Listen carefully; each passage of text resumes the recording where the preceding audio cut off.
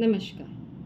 મારી પાસે એવી ક્વેરીઝ આવતી હોય છે કે ભાઈ એકવાર ગોલ તો સેટ કરી દીધો, પણ હવે ગોલ એવો મોટો છે કે એ ગોલ પર ફોકસ રહી અને એના ઉપર કન્ટિન્યુઅસ કામ કરતા રહેવું પોસિબલ નથી થતું. મતલબ મોટો સરસ ગોલ સેટ કરી દીધો કે મને આ ટાઈપની લાઈફ જોઈએ છે, પણ એના માટે જે મહેનત કરવાની જરૂર છે એ નથી થતી. એનાથી આપણે ડિસ્ટ્રેક્ટ થઈ જઈએ છે. તો આવું કેમ થાય છે અને આ ના થાય એના માટે શું કરવું એ આજે હું તમને આ વિડીયોમાં સમજાવીશ.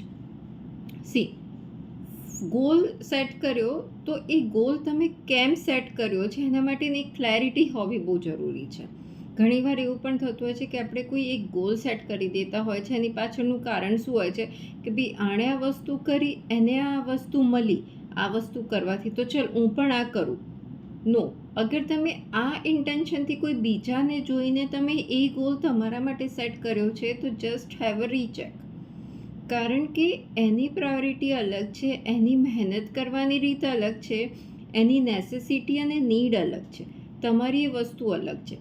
કારણ કે અગર તમે કોઈ એક ગોલ સેટ કરો છો તો એકવાર મનમાં ફરીથી મંથન કરો કે આ વસ્તુ મને મળી જશે તો એનો જે રિવોર્ડ મળશે એ મારા માટે કેટલો ઇમ્પોર્ટન્ટ છે.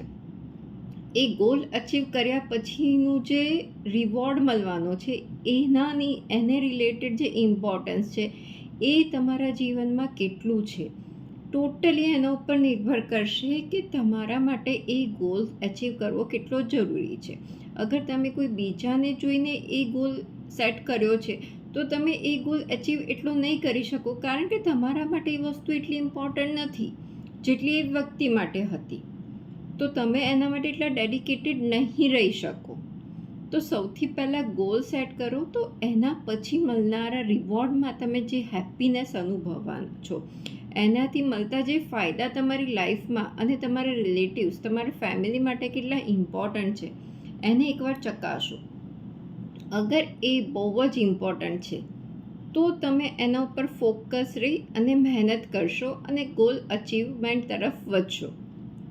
બીજી મહત્ત્વની વસ્તુ કે આપણે જ્યારે ગોલ સેટ કરીએ છીએ તો એક તો છે બહુ મોટો ગોલ સેટ કરી દીધો, તો હવે એ મોટો ગોલ સેટ કર્યા પછી જ્યારે કામ કરવા બેસીએ છીએ તો એ એન્ડ ગોલ સુધી પહોંચવા માટેનો જે રસ્તો છે કે જે જરૂર પૂરતા કામ કરવાના છે એ આખું લિસ્ટ દેખાઈ રહ્યું છે એકસાથે કે અરે આટલી બધી વસ્તુઓ કરવાની છે. અને જ્યારે આપણે એકસાથે આટલી બધી વસ્તુઓ જોઈએ છે કે મહેનત કરવાની છે ત્યારે આપણે એમાં પાછા પડીએ છીએ, કારણ કે આપણા માઇન્ડને કમ્ફર્ટ ઝોન જોઈતું હોય છે. તો પછી માઇન્ડમાંથી પાછળથી અવાજ આવતો હોય છે કે રહેવા દે, આટલી મહેનત કરવાની કોઈ જ જરૂર નથી. તો અહીંયા આપણે આ જે ભૂલ છે એને કેવી રીતે સુધારવાની છે કે જ્યારે આપણે ગોલ સેટ કર્યો તો એના ડાયરેક્ટ એન્ડ રિઝલ્ટ ઉપર કે એક સામટી આટલી મહેનત કરવાની છે એ તરફ નહીં જુઓ. એને નાના વર્કમાં બ્રેકડાઉન કરી દો. ફોર એક્ઝામ્પલ, અગર તમારી જર્ની છે વેઇટ લોસની તો કે ઘરની સાફ સફાઈની, તો એને નાના એરિયાઝમાં બ્રેકડાઉન કરો કે ભાઈ અગર તમારું વેઇટ અત્યારે એક્સ છે અને તમે વિચારો છો કે આમાંથી મારે 10 કિલો ઓછા કરવા છે, તો તમે એક જ દિવસે કલાક, પોણો કલાક કે અડધો કલાકથી મહેનત કરવાની શરૂ કરી, એક્સરસાઇઝ કરવાની, અને આખો દિવસ ડાયટિંગ કર્યું તો તમે બીજા ત્રીજા દિવસે કે અઠવાડિયામાં થાકી જશો. પણ શરૂઆત તમે નાના 10 મિનિટ 15 મિનિટથી કરો. માઇન્ડને મેકઅપ કરો કે હા હું આ વસ્તુ કરીશ તો મને 10 કિલો ઓછા થશે અને એનાથી I will feel very active, મારામાં એક કોન્ફિડન્સ આવશે, I will feel smart, slim. તો એ વસ્તુ મેળવવા માટે મારે શું કરવાનું છે ભાઈ, મારે જે વેઇટ લોસની જર્ની છે એને હું નાના પગલાંથી શરૂ કરીશ કે ભાઈ એક દિવસ મેં 5 મિનિટ એક્સરસાઇઝ કરી, બીજા દિવસે હું એને 10 મિનિટ લઈ જઈશ, ત્રીજા દિવસે 15 મિનિટ, અઠવાડિયા પછી અડધો કલાક અને મહિના પછી કલાક. તો તમારું એક બોડી યુઝ ટુ થશે અને ડેલી એક ડિસિપ્લિન આવશે અને તમારું માઇન્ડ એ ડિસિપ્લિનને ફોલો કરશે અને ડેલી તમને એ પર્ટિક્યુલર ટાઈમે ટ્રિગર મળશે કે હા ભાઈ આ ટાઈમે મારે એક્સરસાઇઝ કરવાની છે, તો તમે એને ખુશી કરશો. સેમ વે અગર તમારું ગોલ છે ઘરની સાફ સફાઈ, તો તમે એક સાથે આખું ઘર સાફ કરવા બેસશો તો એ પોસિબલ બી નથી, થશે બી નહીં, અને તમે પૂરેપૂરું મૂકી દેશો. પણ એની જગ્યાએ ડેલી એક નાનો નાનો ખૂણો, એક નાનું નાનું કબાટ, એક નાનું નાનું ડ્રોવર કરશો તો 10 દિવસ, 15 દિવસ કે મહિનામાં તમે એ વસ્તુને આરામથી અચીવ કરી શકશો. સેમ વે, અગર તમારો ગોલ છે કોઈ બિઝનેસ સેટઅપ કે કોઈ સારી જોબ કે કોઈ મકાન ખરીદવું કે વોટેવર, તો એના માટેના પહેલાં નાના નાના સ્ટેપ સેટ કરો અને એ નાના નાના પગલાં ભરો.